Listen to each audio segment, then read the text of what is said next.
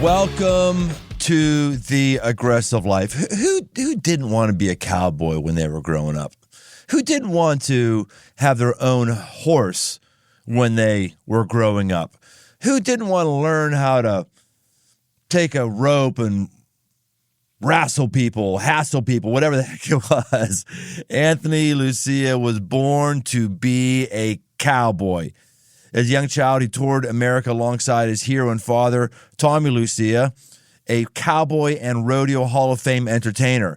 It was here that Anthony learned to ride and rope, but even more important, he learned the power of hard work, grit, and perspective. He started performing in the rodeos himself as a child and was doing live interviews by the time he was a teenager. He becomes a professional trick roper and team roper in his early 20s, and since then he's added a live event announcer to his resume for PRCA Pro Rodeo, America's largest and oldest professional rodeo circuit, and sports broadcaster for Western TV to his resume. Anthony's an impressive and determined man. He's going out to make his own positive dent in the world, one rodeo at a time. So today we're going to talk about the cowboy work ethic, talk about being a man outside the shadow of your father, or maybe you should be inside the shadow of your father. I don't know. I'm curious what he says about that. Welcome to the aggressive life, Anthony Lucia. Thank you. You picked one of three ways to say my name, my last name. So I appreciate the one that you did pick. That's good. Did I say it the right way? There's three right ways. There's Lucia, which is the way that we're known in rodeo. And then there's Lucia, which is the Italian way. And then there's Lucia, which is the way that you just said it. And so you have literally three ways that are approved of ways to say your last name. Yeah. Anyway, Anthony, tell me about trick rope. What's the rope, the lasso? I got some clothesline. I tried to do the lasso trick rope thing. I couldn't figure it out. What was I doing wrong? Probably everything. It's one of those things. A rope is used in the everyday life of a cowboy. And the great Charles of Mexico, they got bored, I guess, one day out whenever they were pushing cows or checking the different ranches and everything like that. And they found out that they could make the rope come alive, basically, make it all different shapes, sizes, and do different things with it. And then it became kind of part of their tradition. And throughout the years, much like we've done with rodeo, the Americans adopted trick roping, and it's been around for hundreds of years. And that's what I did. It's basically where you make an ordinary rope come alive, and through your wrist and through different things, you basically can make it do whatever you want it to do, and jump through it and roll it over your body and everything like that.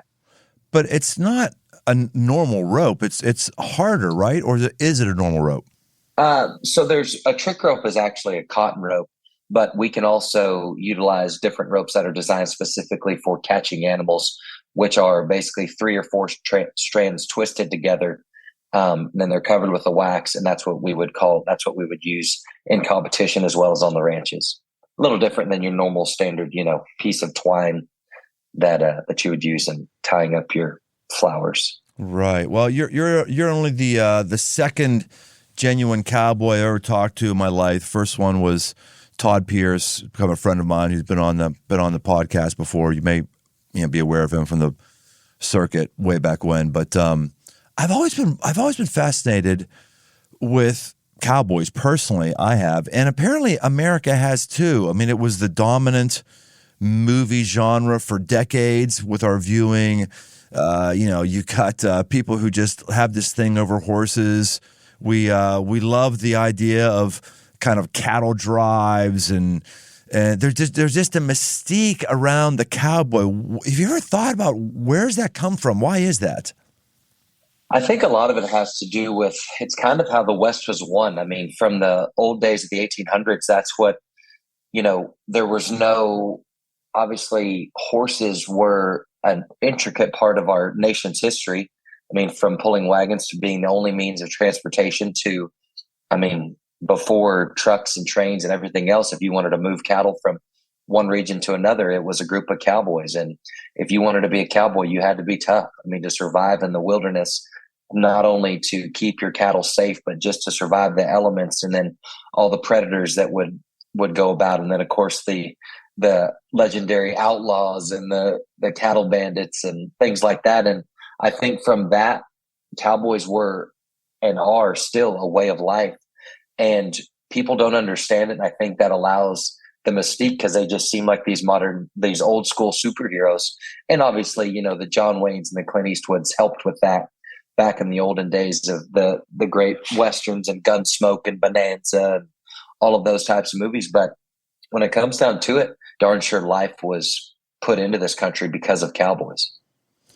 I would love to go on a genuine cattle drive. I know there's things you can sign up for, and you take them from one part of the guy's property to the other part of the guy's property. Right. I would love to go on like a genuine, takes you a few days, camp out in the middle of nowhere because you're actually taking cattle someplace. Do those things still exist? Yeah, to a degree. A lot of it is the big ranches in Texas and Montana and other regions where there's hundreds of thousands of acres, and you got to go gather to, whether it's to wean calves or whether it's to move them from pasture to pasture, whether it's to doctor, different things like that. So yeah, they're still available, or they're still out there, in the major ranches of Texas, the King Ranch, the 4.6s. That stuff is still alive and well. And contrary to popular belief, beef doesn't originate from grocery stores. Beef originates from, ranches and cattle farmers and all over the country. And cowboying is still alive and well, even though it's not the most glorified and not the most, I would say, best way to make a living for so many of your modern day ranch cowboys. That's because they love it. Are guys still on the horse, or are they on the four-wheeler at this point?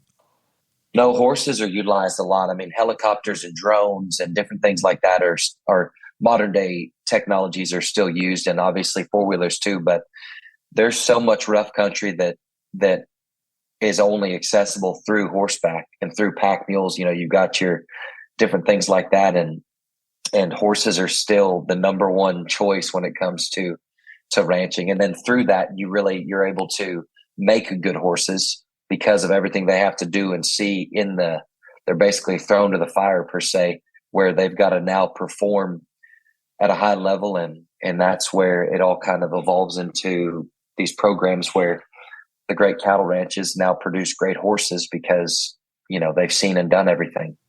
Well, if in your vast network of cowboys and ranches, which your network is much, much larger than mine, if you come across somebody who wants a free laborer for a few days to do that, I'm dead serious. Like, sign me up. I'm in. Right on. Yeah, I'll keep my ear to the ground and see what comes up. All right, great. Well, let's talk about you and your dad. Your dad was a legend. He was Cowboy Hall of Famer. Yeah. Did he do the same things that you do on the rodeo?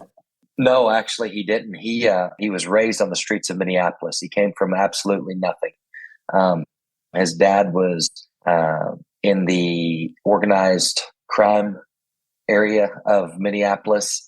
He was raised by my mom because at 12 years old, my dad's dad fell out of a window, and they were involved in a lot of shady stuff. And my dad's mom raised him by herself and worked 2 or 3 jobs. And I mean, they came from nothing. But in the summers when he was a teenager, he actually went and stayed with his half brother who lived in Iowa and actually lived and so he lived next to a dude ranch. And so my dad got a job at the dude ranch and would ride horses and take people out on trail rides and things like that. And he started to fall in love with it. And then they would have a little rodeo around there, and he got involved in it, and he just fell in love with it. And it was an escape from all the filth of the city, the part of the city rather that he lived in, and just the poverty stricken way. And it was a way of life. It was an out. And my dad, if he were still around, would tell you that rodeo and horses and that way of life saved his life, got him out of a bad situation. And from that, he went on to rodeo stardom. He was a bullfighter. He was a rodeo clown. He started training animals at a young age. In fact, the first animals that he ever trained were a pair of German shepherds to protect his mom whenever he was at school. A really nice police officer in Minneapolis, because his mom had gotten mugged a couple times, beat up. She was an older lady, robbed. And so a police officer gave Dad 2 young dogs from the canine unit that they weren't going to use. And Dad trained those dogs to be protective dogs and to protect his mom. And they went with her everywhere. And then from there, that transitioned into training horses and every other kind of animal that you could possibly believe in. And then he made those into entertainment type of acts, and the rest is history. That's really interesting. So he didn't grow up on a farm, lived with his whole life. He picked it up relatively later in life. Yeah. I mean, it was in his teenage years when he started riding some horses and things like that. But rodeo, I mean, he started, I think, when he was 19. He did his very first rodeo as a bullfighter. And then he tried to compete in bull riding and bareback riding, and he wasn't very good at both of them or either one of them. So then he got into the performance type where you're guaranteed money when an event producer pays you money to come entertain the crowd or to be a bullfighter and protect the bull riders and things like that. And so, no, he came from the opposite of what I came from. You said a bullfighter. You mean like using a red cape kind of thing? What do you mean a bullfighter? No, they're cowboy protectors. So basically when a guy rides a bull in the bull riding competition, when he gets bucked off the animal, which is the end to every ride, there needs to be another man who has his wits about him that can go in there and get the attention of the bull, pull him off of the cowboy, because bulls by nature are aggressive animals. And so whatever was on their back that they just dispersed of, they want to go ahead and put a little snot in their shorts and try to get all up in their business. And that's where a bullfighter comes in and protects them from that. Those are the guys who kind of dress up like clowns who are just trying to that's a really interesting statement. You said that's the end of every ride. Every time you get in a bull, you're going down. Every time. Every time. Even, I mean, whether you go for 93 points and you win the event, or whether you get bucked off before the 8 seconds, you're getting bucked off. That's the only way to get off of a bull, is to basically open your hand up, and the bull's G-force, their power, is going to send you somewhere. And most of the time it's very hard to the ground. And then that's when the bullfighter will swoop in and save you. I watched the Netflix series Fearless. I assume you have. Have you seen it? Oh, yeah. Is there anything, and for our listeners, it's really a fascinating series about how my take is how the Brazilians are really taking over bull riding, and how bull riding is taking over horse riding, and just the process of going through a season, how their injuries, how they last, all that kind of stuff. Was there anything that was in that series where you say, I wish they would have said this, or they're not talking about that? Yes and no. I mean, I think you got one side of the story that I think was a real thing. As we've progressed in our culture, as we've progressed in professional rodeo, professional bull riding, a lot of the old school mentalities of who are these guys is starting to wane. It's just like in any sport. I mean, it's what Jackie Robinson went through, getting into baseball in the 40s or whenever it was, or the 60s. I mean, it's the progression of all sports. It's progression of our culture, where we're more accepting of things. And so I think that was from probably 10 or 11 years ago that they filmed that.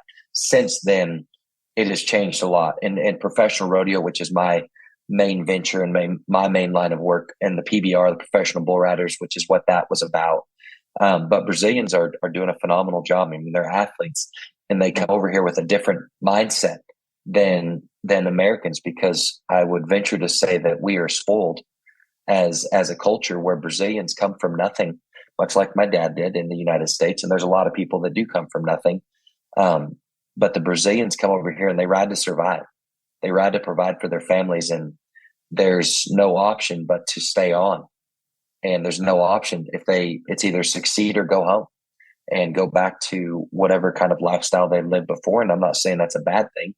But for them, it's a little extra motivation, and that combined with their natural God-given athleticism and their grit and their tribe makes them just ultimate forces of gladiators to compete with. Yeah. Is it that we've gotten soft? I say we, those of us who are natural born Americans, whether we're white or black, is it that we have gotten soft, or that we just have, options available to us, and no person who has options available to you is going to think about getting on on a death-defying animal that could pound you into applesauce. Yeah, I mean, I think all the things that you said go into that, but there are so many Americans that each and every year choose to make rodeo their lifestyle, whether it's competing in the roping events, whether it's the barrel racing for the ladies, um, or whether it's saddle bronc riding, bareback riding, which are the bucking horse riding events, and then of course bull riding. But there's just a different. It's like if I don't succeed at this, I can go succeed at something else. Where for the Brazilian bull riders, it's if I don't succeed at this, I'm going back to Brazil to work on a farm or a rancher to try to make meager pay and survive. Or if they're in the United States, they can make literally millions of dollars riding bucking bulls and through endorsements, through their winnings. And it's just a way of life that is available in the United States. Yeah, good for them. Good for them. And Yeah. how many of those guys are actually making it? I mean, I would say the majority of them. There's different levels of bull riding, where, especially in the PBR and even in rodeo, that you can go and compete at, and you can. I mean, if you think about the difference in what it takes for us as Americans to live, as opposed to what it takes somebody to send home in Brazil, they live together in one home. A lot of them do. They're in Decatur, Texas, which is just up the road from where I live, about 40 miles, and they send the majority of their money home until they make enough money. Then they'll bring their family over, and it's really the epitome, in my opinion, of the American dream. And and I always talk about, we have athletes from Australia and Brazil, obviously, and Mexico now, that come here with a gear bag and a dream, and they got to make it to stay here. And most of them do make it and can make a good living, and, provide for their families and give themselves a different way of life. So they're sort of the first generation pioneer. Would you say that your dad, even though he's from America, what he had in his past, was he a first generation pioneer and he made it easier for you, or do you think that's a different illustration? No, absolutely. I mean, I think you can look at any kind of venture or business, and if there's, and it's no different than somebody who starts a business, whether it's a chain of restaurants or a construction business, and then you grow up learning from those people who have went through the good and the bad time and time again. It definitely gives the next generation an advantage. You still have to put in the work. The door may be open, but you still got to be able to stay within the door, and you still have to work your tail off to remain relevant and to be excellent in whatever venture you're doing. And so I would definitely say my dad had it tougher coming into the business. Nobody knew him. He was just a random guy from Minneapolis, and now he's, pro rodeo Hall of Famer and everything. I mean, obviously, it makes it, my last name brings a little bit of credibility, but if you don't back it up, and if you don't excel or be excellent in whatever I'm doing, then I just fall by the wayside. It doesn't matter what your last name is, because that only gets you so far. A lot of guys, when they have a father that was really successful, they try to distance themselves from him. They want to become their quote unquote their own man. Other guys want to stand on their shoulders. Other guys want to just draft off whatever they did, maybe not work as hard. I mean, I've seen each of those three different things for a dad that really did really, really well. Of those three, which are you most similar to? I would definitely be the one who, and it was how dad raised us. I mean, I definitely was the one who wanted to not be in his shadow. I wanted to take what he taught me and make my own path. And yes, I chose the same line of the same industry, but there are so many different facets in the industry. What I'm doing now is nothing like what my dad did. My dad was an animal trainer, a rodeo clown. I've not done any of those things. I was a trick roper, an entertainer. My dad couldn't trick rope or rope if his life depended upon it. And God love him for it, but it wasn't his thing. And now, the last 10 years, 12 years of my life have been public speaking and being a rodeo announcer, doing television. All of that stuff I obviously use the foundation of what my dad taught me, but I feel like I've done a good job of being me.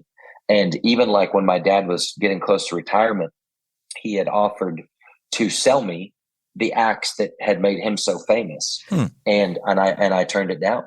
and he wasn't even going to sell it to me. He's going to give it to me. And I turned it down, and I could have made a great living with it. I could have kept it going, and I could have done it and everything of the sort. But I was like, nope, not on my watch. I'm not going to be reaping the rewards of all of his hard work. I want to make my own path.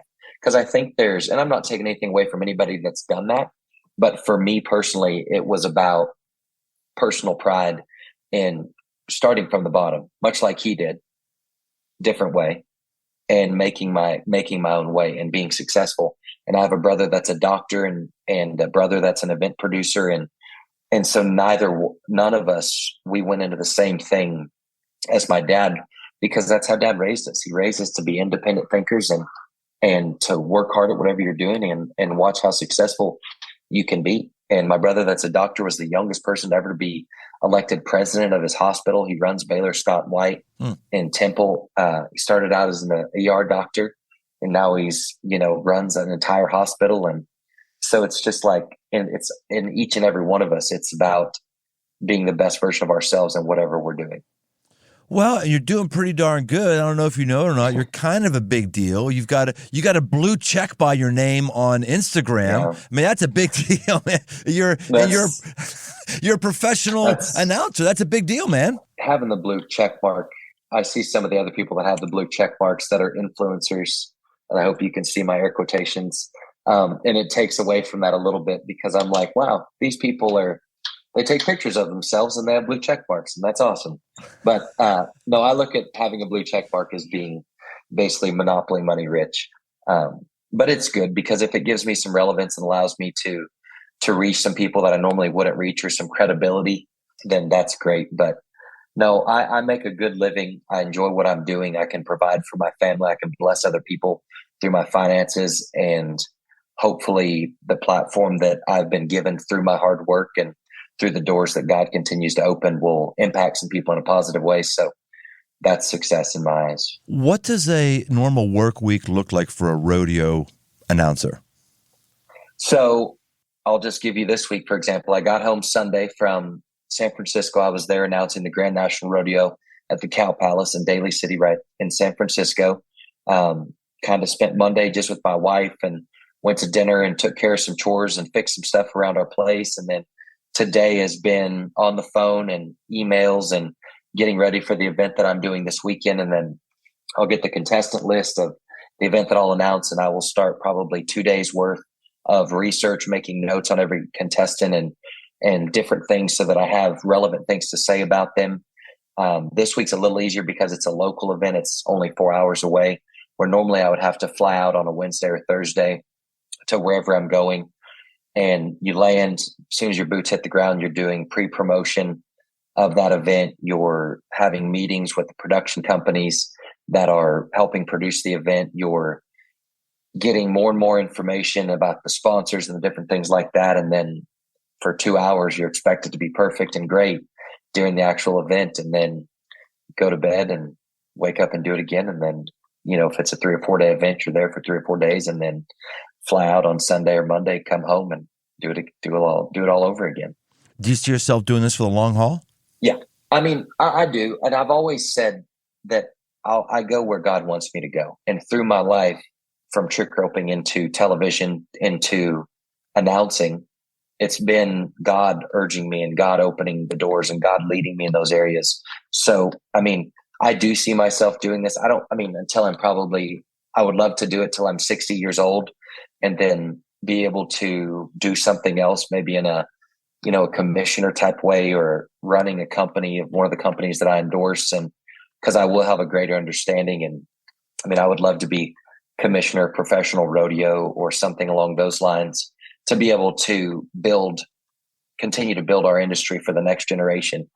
And, we'll see where God takes me, but that's been my motto since I was a little kid. When people would ask me, what do you want to be when you grow up? I'd say whatever God wants me to be. And thankfully he chose being a cowboy as my foundation. And then from there, the doors that he's opened has been just amazing. It's kind of refreshing to hear you just talk about God and where God leads you and that sort of thing. It seems like there's just such a bifurcation in America between people who are open to talking about God and believe in God, and then people who are, probably gone from beyond, I don't believe in God, to maybe a little more anti-God, actually, which is Sure. different, What do you think it is about the rodeo world, the outdoorsy world, that whole thing where it just seems to be much more, there's more God talk, more God belief than there may be, at Wall Street or something like that? Why do you think that is? I think it's because we can see God's creation, honestly. You don't see buildings. You don't just see dollar signs. You don't just see, a means to an end. You get to see and live in God's creation every day. I mean, every day when I walk outside, or I'm looking out my door right now and I see cattle and horses and green grass and this amazing place that God has blessed us with. It's one of those things where it's like, it's hard to deny God. And when you see the natural things of life, whether it's a horse's life and how they get older and then pass away, or you see a calf being born or something like that. And even it goes into the outdoors type of people, the hunters and the farmers, the ranchers, is because we're so reliant on God. It's not about man, because man is, as we all know, and including myself, we can be fickle and very untrustworthy and unreliable beings, but God is a standard. You think about farmers, they rely on rain, they rely on sunshine, they rely on, all the things like that.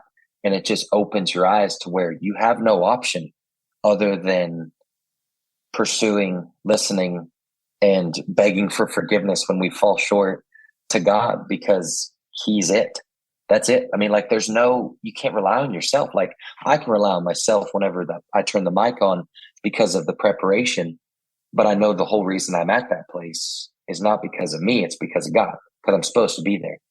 And I feel like that is what really opens people's eyes. And that's like, I'm learning more and more about people that spend time in the mountains. And when you see God's creation, not man's creation every day, your eyes are open to, oh my goodness, this fella knew what he was doing.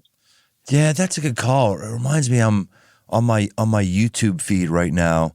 I mean, they know me very well. That's what they do, right? They want to monetize what I like. So various times a year, they'll just start jamming stuff in my feed. And so right now they went, ho, Brian Tome, right around now, he wants to see people killing deer. That's what he wants to see. So all these deer hunting things come up, and they're mesmerizing, right? The guy's been tracking this huge buck, and maybe tracking him like the one I saw recently. He was tracking a huge buck in a suburb in Atlanta, and he had to go to everybody in the neighborhood, get permission, find a house where he could. It was really, really fascinating. So I'm watching this whole thing, and this happens all the time. They down this buck. They call their buddy, like, it's got him. Oh, I got him. Oh, glory to God. It's great. Oh, he saw fit. And they go into this, like, this sermon thing again and again and again and again and again and again and again and again. It's like, God created this deer for me to kill, I guess, or whatever it is. But back to your point. Yeah, that it does seem like the whole nature thing that does draw an awareness of God inside the average person. Yeah, absolutely. I mean, just like in my business, I'm self-employed. Okay. So I don't have a salary per se. I don't have a company that's like, when I get hired on at a company, you work however many hours a day. It's all relying on who wants to hire me. I'm an independent contractor. So for me, my eyes are open to, when I talk about God opening doors, yes, I have to do a good job. And yes, people have to hire me. But in my mind, well, what makes them want me? I've always prayed that God touches the hearts and the minds of all of those people He would like to hire me, so that I will be at the places that He wants me to be. And, I promote myself and promote my business. But to me, that only goes so far. There's so many different announcers in our business. It's no different than any other type of, whether it's a car dealership or something like that. When you have a lot of options, it's like, well, who do we go to? So I feel like God is the whole reason that I've worked the events that I've worked, that I will continue to work, get hired the places that I get hired at. And it's then God putting me in a role to do my job, do it at a high level. And then from there, it will continue to abound. And so I think that's where, even in all aspects of rodeo, there's so many things that have to go right for somebody to be successful in rodeo, in any way of life. But I really think that draws us closer to God. He's the provider. Are you looking for something to help grow your spiritual muscles in 2023? I want to suggest you might want to check out my devotional for men called Move, a guide to get up and go forward. These are the conversations I have again and again and again and again and again with guys having coffee, having beers, or sitting around a campfire. It's core content that man after man is found helpful to get them to a new place. Right now, it's 50% off on Amazon. For $9 and change, you can put 70 days of practical spiritual teaching and application in your hands and in your mind and in your heart and in your limbs. And it makes a great gift for the hard-to-buy for guy. Head over to Amazon right now and get your copy of Move. Then drop me a line and let me know what you think. You said that God, I'm quoting you right now, God used horses to tell me and show me his love. How is that? Man, when I was young, I love my dad, and I respect my dad immensely. And I miss my dad a bunch. But because of his childhood and the way that he was raised, he was a hard man, very hard man. And there was a lot of times when I was a kid and he dealt with depression and mental illness is what everybody calls it now. And so he was hard to be around a lot of times. And horses, for me, I don't remember who said it one time, but it said the outside of a horse is good for the inside of a man. And I think that as a kid, whenever it was just me and my dad, when I was 11, my brothers had all moved out and it was just me and dad. And dad was tough to be around. Dad was dealing with a lot of his own stuff that he dealt with. And yeah, he loved God, but he was a hard man and there was a lot of guilt there. And a lot of guilt. What do you mean there's a lot of guilt there? With my dad in his life, I guess. Oh, he felt guilty. I don't think he felt guilty. Yeah, not me. I mean, I feel guilty too whenever I mess up, but I'm working on that. But a lot of that comes from how he was raised. And my dad loved God, but I don't know if he fully understood until the last couple of years of his life, the grace and the mercy that God provides. And I don't think he accepted it because he's like, how can a wretch like me be loved by God? And I think that compounded and built up a lot of inner stuff within him that then he would then portray on all of us kids. And there was times when I was a kid, and not like woe is me type of a story, but there was times when I was a kid where my dad would say things to me that should never be said to another human, let alone your own child. And there was, I had thoughts of suicide at times, and I could go out with my horses and just be around them, and I could feel God's love. When I wasn't feeling God's love from my dad, or when I was too young to fully understand God's love for me, I could go to my horses and hug them, and they would nuzzle me or whatever it was, or go for a ride in nature, and I could feel God's presence. The long and the short of it is that's where that comes from. That's where that quote comes from. There is a mystical relationship between horses and people, isn't there? Absolutely. I'll give you this story, and then I want to hear you build upon it. So we talked about Todd Pierce earlier. Todd's a verifiable, among other things, a verifiable horse whisperer, and we've had him at Crossroads now. That's my day job. 2 times to break a wild horse on stage. It was a very, very aggressive move. He said, I go to prisons and I do this stuff, and guys just melt. They melt. I said, what do you mean they melt? So he said, a broken horse is healthier and lives longer and is faster than a wild horse. One horse with a man on it can run up an entire herd of wild horses. And he said, that's how God is. When God breaks us or God makes us free, we just have more capacities. He's telling me this. I'm going, I'm like boohooing, crying, all this stuff. So I said, I want to have your crossroads. We got to do it like on a Sunday. So everyone says that. No one ever do that because insurance and all that stuff. I said, dude, we will do it. So I came back. I told everybody. I said, look, I got this cowboy. He breaks his horse. He talks while he's doing it. We're going to do one a service, and we're going to do this. You can figure out if you're going to tell insurance or not.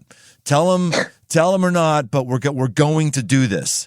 So we end up doing it, and every service, a different horse, and they're all different. And this last one, and he's done it all, every single one. He's broken, or he prefers the idea of he's freed a horse in under an hour. So the one that was the most recent, I thought was so interesting. This gets me back to what you were saying right now about your pain.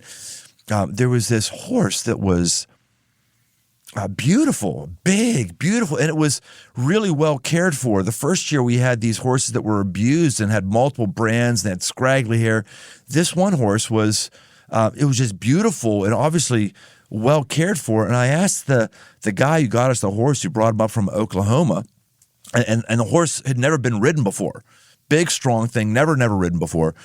And I asked the guy, I said, someone's been taking care of this horse. How can this horse be so traumatized and so skittish when somebody's obviously looks like taking care of it? He said, well, let me tell you a story about this horse.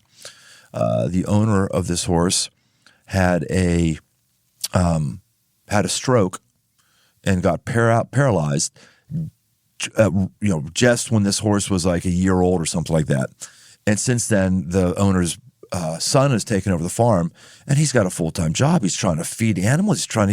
He's just utterly stressed out, and he's got a lot of trauma. So this horse, while he looks well cared for, this horse is under trauma because this horse feels the trauma with his son, and he also feels the trauma of the stroke. And I was like, really? Horses pick up on that? He said, absolutely. That's what you're saying? Yeah, absolutely. And I think that's a friend of mine always talks about God winks. So much in our lives, whether you're out in the country, whether you're in the city, you can see God winks. The first God wink of the day is when we all wake up and we can actually breathe fresh air and go on to live another day. That's the first God wink of the day. And then as the day continues, if you keep your eyes open, you get God winks. And I firmly believe that horses they give us so many teachable moments. And I know I have learned so much, whether it's just dealing with adversity, dealing with having to figure out the animal and how to make them, or rather ask them to do what you want them to do. Or if you're in competition, you rely on that horse as your partner. I mean, it's an animal that God gave us to literally make a living on. And like even now, as I progress in my life, where I still compete in team roping, but now I have a horse that's strictly just an announcing horse. So I ride this horse into the rodeo arena and I talk, to the thousands of fans, and I announce horseback. Well, I rely on that horse to stand still so that I can read my notes, move if we're in the way. So like we have to be connected at all times. And it creates such a bond, and I'm looking at him right now, but it creates such a bond between the person and the animal that it's incomparable. But it's so much of, as you build trust with that animal, it's so much of, and I'll go back to what Todd said, of us listening to God. Once the horse surrenders to you, I don't like to use the word broke either, because they're not broken by any means. If anything, they're elevated to reach their full potential and to utilize their God-given abilities, what we can do together with them. They're not just going to stand out there and run from predators and eat grass and, survive. They're going to thrive. And it's the same thing with God. Like once we surrender to God, once we give in to God and trust him, then together, then guess what? We can take God places that he normally wouldn't have been able to get without us as his transportation unit. It's the same thing with a horse. I like that a lot. Surrendered to us. Yeah, that horse gets surrendered to the human, and capacities get unlocked, and we get surrendered to God, and capacities get unlocked. That's really strong. It was also interesting how you said, "There's my horse. I'm looking at him right now." Your face lit up like you were just. I saw you look out the window and you start smiling like a butcher's dog. You're like, "Hey, there's my horse." How many horses do you have? We have 9. My wife is a barrel racer, and she trains horses as well, and so I guess I have 3 of them. She has 6 of them, but they're all of ours. And the gray horse that I was just looking at is my announcing horse. And anyways, I can go into stories about, I lost my best horse this winter, and I was probably regrettably mad at God because I didn't understand, because I could rope on this mare, I could announce on her. She was just the sweetest, most amazing horse I've ever owned. And it was a cold day in the winter, and she was running around her pen and she broke her leg, and it was irreparable. And so we had to put her down, and it was a horribly heartbreaking experience. Well, then 5 months later, or 4 months later, I need a horse to announce on this summer. And none of the horses that we had would be suited for that. And then lo and behold, one of my buddies has this 5-year-old gray horse that they got off the track that was a pony horse. And you've seen the horse races at the end of the race, the horses that run up alongside of them and slow them down and calm the race horses down and then circle them and then, whatever. That's what this horse did. And he was a little bronky and where he wanted to be a bit wild at times. But I learned so much from that horse this summer together, because he's just a young horse and he had never seen the sights and the sounds that what I was going to show to him. And it was trying at times because I wasn't sure if he was going to work out. But through time, through relationship, we developed a bond, and he allowed me to make a lot of money this summer and to be the best announcer that I could be on his back. And he's beautiful and people love him. And his name's Walter. And now when I see him, I'm just so proud, because from a loss, I thought I lost the best horse I ever owned, to God bringing this horse into my life. And now he's just a rock star. And, I don't know. It's just cool. You said you had to put your horse down. Was that old school cowboy style? You took your own gun in your own hand and put him down? Did you still do it that way? Lost your mind. No, I'm asking. I mean, I've seen a lot of westerns. I don't know. What? Oh So people God. don't put their own horses down? I think in some cases they might, if there was no vets available or a more humane way to do it. If they were forced into that situation, if you were on a cattle drive or something out a long ways from anywhere and a horse was in pain, that would be the most humane way to do it. But thankfully, in my part of the country where I live at, in Weatherford, Texas, there are countless numbers of vets around. And we were able to get her to the vet. So no. This is a cross-cultural experience. I'm not trying to crack on you. I'm just not in the cowboy world. I wish everyone could see Anthony's face right now. He is like partially bewildered, partially pissed off right now that I would even ask that. No, I'm not mad at all. Yeah, you are. You have to understand, it's like that the horses become such a part of your life. Yeah. I know it's not, I don't want to compare it. It'd be like if your kid, you had to oh, sorry, little Johnny, you're not going to be able to, it's like horses become, especially through the processes and the relationship that we build with them. And because we do rely upon them for so much of our life and our experiences. And then the closeness that you get because of the emotional connection as well. There's been instances where we've had to put down animals in that way. I had to put down a dog that way that got ran over on the side of the road, and they were just in a massive amount of pain. No way to help them. And we had to do that. And it was horrible. Right. And nobody ever wants to do that. There's obviously way more humane ways to do it.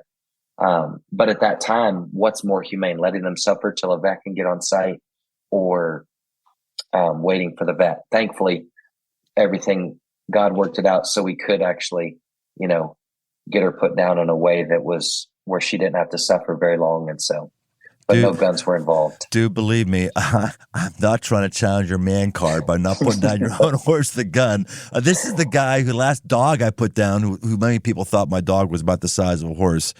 I thought, yeah, maybe I could do that. You think that theoretically before you have a dog. And then when you do, I'm calling in, what was it called? It was called like angels helpers or something like that. They're Right. actually coming. They're coming to my house. They give the dog a cheeseburger just to make him not think of the drugs they put in it. Just to takes the little edge off of the needle they put in him. That takes the edge off of them. All this whole thing. So no, I spent a lot of money and time to put my dog down in as unpainful as a way as possible. So no offense about your horse, none at all. Sorry, brother.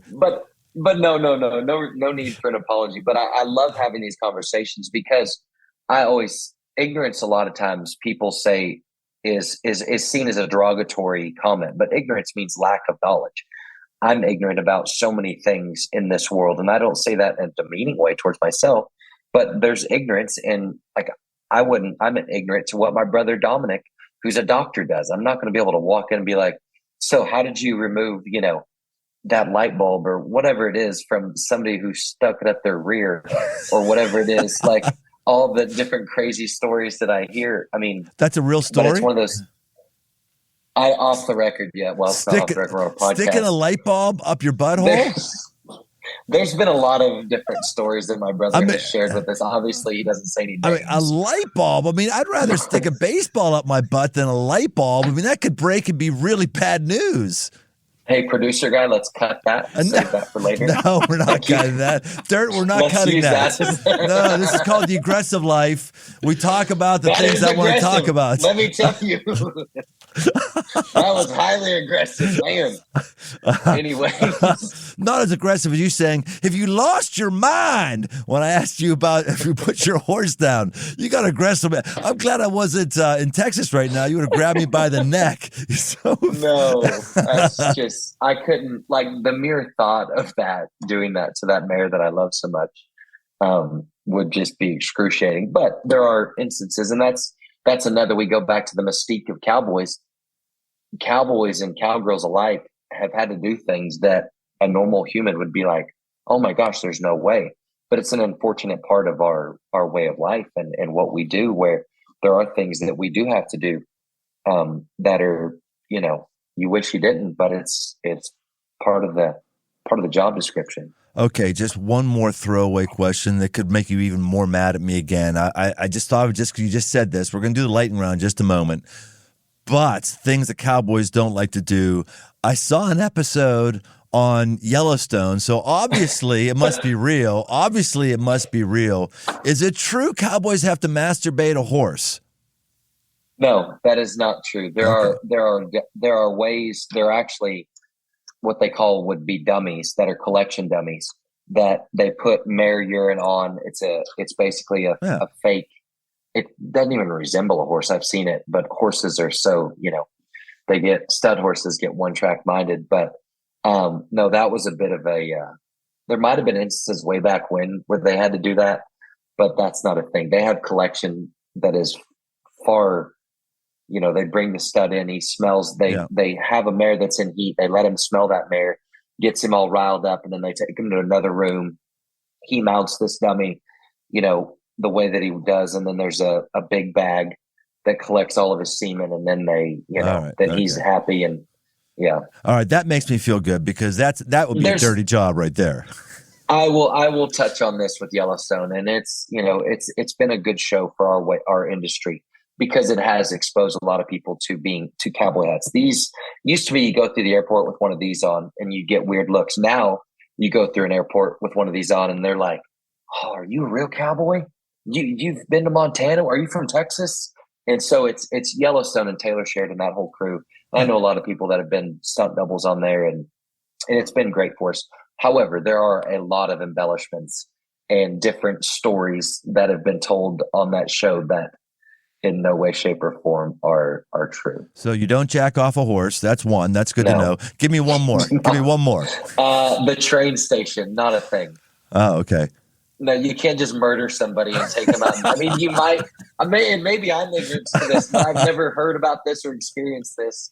And the whole deal where you got to fight to stay in the bunkhouse, and I don't know. Maybe they do things different in Montana, but I know quite a few Montana ranchers that laugh at that show a lot because of how the things that they do. But it makes for a good story, and at its core, it's been great for our industry. And Taylor Sheridan and that whole and now Thomas Toll with Teton Ridge. Like they are doing so much to add to just our whole industry. It's really a great show. I love that show. And if you haven't seen the show and you watch it, there's some really rough, awful parts in it.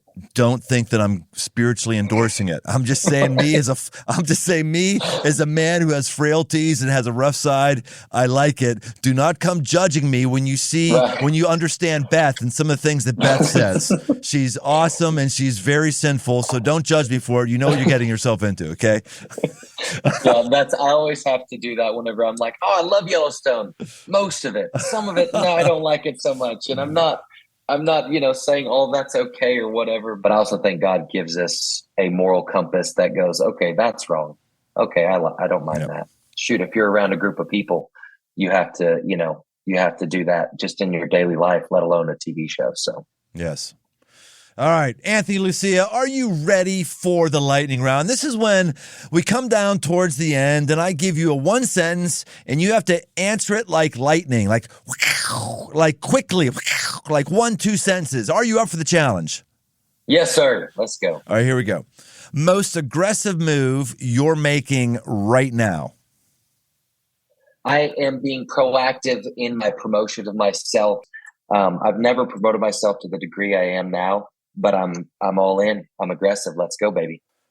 Yeah, I'll just stop right there. That's a tough one, believe it or not, for a lot of guys to go over. I mean, it was for me when I wanted to build up the podcast listenership, or which part you do that by building up more followers on social media. It's really when you've worked most of your life to make it less about you and more about Jesus.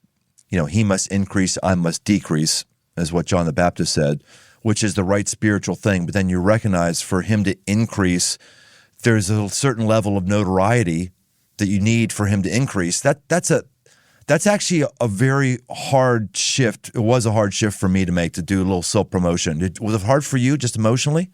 Absolutely, because it's almost like I always wanted to be like, well, I don't need that. If I'm supposed to go somewhere, God will open the doors. I agree to that. And I've said that. I've spoke in detail about that.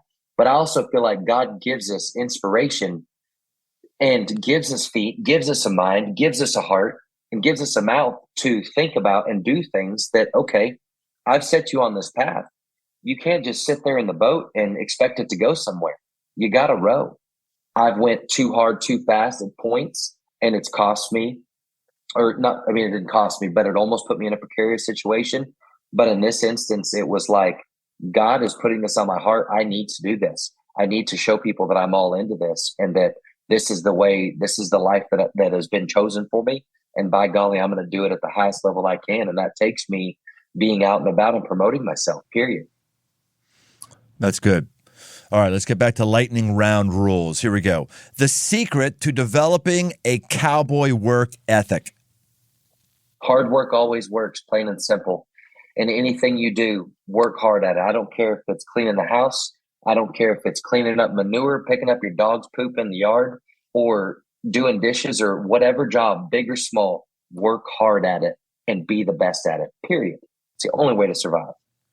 The most important lesson you've learned from horses. Oh, man. I would say understanding the process has taught me the most, that you can't jump from point A to point Z. You have to go through B, C, D, E, F, G. You have to go through all the steps in order, in my opinion, in order to achieve the fullness of whatever you're doing. That's good. Anthony, is there anything you want to talk about that we haven't talked about? No, you're doing a great job of interviewing me. So, oh, you're so nice. Thank you. I'm enjoying this. Thank you. Well, it was hard for you to learn how to promote yourself, but I'm going to make sure you do promote yourself right now as we come down to the end. If someone wants to follow up with you, learn more about you, follow you, just go ahead and give us a big advertisement for yourself. Yeah, Anthony Lucia. You can find me on Instagram and Facebook. It's at Super Lucia 33, at SUPER Lucia LUCIA 33. Instagram, that's my Instagram. On Facebook, it's Anthony Lucia. There's a picture of me holding a microphone, cowboy hat, hard to miss. And in Las Vegas this coming December, during the National Finals Rodeo, I have a talk show every day called Live with Lucia on the stage at the Rio Hotel and Casino. It'll be broadcast live on the Cowboy Channel app, Cowboy Channel Plus app. So if you want to watch a lot of rodeo and see things like that, you can go to Cowboy Channel Plus and download that app. And for a low cost every year, you can watch as much rodeo as you ever wanted to watch, as well as my show Live with Lucia. And yeah, just follow me on Instagram to see where I'm headed. And if you're listening to this podcast and on my schedule, you see somewhere where I'm going to be at, please, please, please come up and say hi, pat old Walter on the neck, and shake my hand and tell me that you're listening to this podcast. All right, now you're making me feel like a cow patty. Your name is Lucia. You actually said you don't call it a cow patty?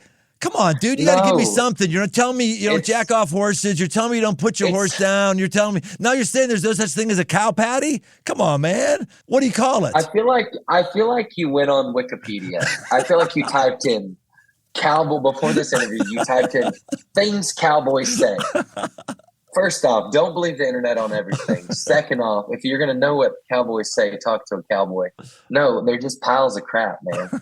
That's all it is. Or if you're watching Yellowstone, they call them other things. So, and sometimes I do too because I'm a sinner. Okay, so you're making me feel like a pile of crap. You told me very clearly that my pronunciation was acceptable, and yet you just 4 times in a row you said your actual given name. Your last name. It is acceptable. It is acceptable because where are you from? From Ohio? Yes, I'm from, originally Pittsburgh, but Cincinnati, Ohio. Yes. Okay, so I mean, it's acceptable. It doesn't matter. But how I say my last name is people say Lucia and everything else. So I mean, there's no right or wrong way. And if you want to say Lucia, I don't care. But how I say it, it's like how I say, I'm trying to think of a word that I say funny that my wife always makes fun of me. I don't remember. But you ever say, "Come along, little doggies"? You ever say that? Nope, never said that. Not one time in my life. And I swear, if I ever did say that, my cowboy card would be pulled. I've had cowboys on. I can't get anybody to say, "Come along, little doggies." I've also had Irishmen on. I can't get them to say Kellogg's Lucky Charms. They're magically delicious. The only time I've said "come on, little doggies" is whenever I'm calling my dogs to go work my cows. But I still don't say doggies. I might say it when I walk outside here in a minute when I got to go move some cows. I might say, "Come along, little doggies," just for you. There you go. All right. Hey, man, thanks for being a good sport. You've really built into us really well, gave us some really great lessons, and helped us understand a walk of life that most of us don't know. And most importantly, you put up with me because I can be annoying sometimes. So thank you so much, brother. You're my spirit animal. I appreciate you having me on. All right. Hey, Anthony really shared a lot of good stuff with us. I don't know what it is for you, man. Let's just remind ourselves, this is called the aggressive life, not the life of learning interesting things. I hope there's something here that's going to change something about how you live. Maybe for me, I'm really thinking about this surrender thing. Am I really surrendered? That's a pretty aggressive mood to be surrendered. Maybe it's that. Maybe it is being a little unleashed to promote yourself a little bit more appropriately. Maybe it is your work ethic. I don't know what it is, but I hope you found something here that you're going to apply to your life and make it better. Let's do this, boys and girls. Let's be better versions of ourselves and go forward and not just think about the past. We'll see you next time on The Aggressive Life. Hey, thanks for listening. For all things aggressive living, why don't you head over to briantome.com. Find my new book, Move, a guide to get up and go forward, as well as articles and much, much more. And no matter where you listen to podcasts, why don't you take a second and leave us a rating, leave us a review. It really, really helps us drive new listeners to the show. We want to help as many people as possible, just like we may have helped you. We want to help others. So why don't you help us out? And if you want to connect, find me on Instagram at Brian Tome. Aggressive Life with Brian Tome is a production of Crossroads Church, Cincinnati, Ohio.